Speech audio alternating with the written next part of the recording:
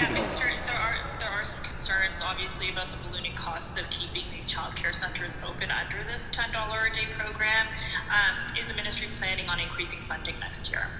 Yeah, we're going to absolutely ensure that childcare operators enrolled in this program have the funding they need to deliver on this amazing program that has cut fees already by 50%. I want operators, small and large, to know we've got their backs. And starting in January of 2024, Ontario has this unique advantage with the federal government to review at the halfway point in our deal any funding deficiencies for some of the examples you've cited today, to make sure that the province has a system to fight, advocate, and deliver additional funding to make sure that our operators are whole and they've got the funding they need in order to deliver affordable, quality, safe childcare in every part of Ontario.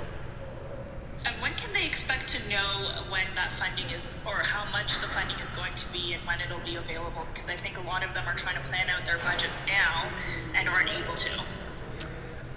With respect to, specifically with respect to the review process, that will start in January and it must conclude by June of next year.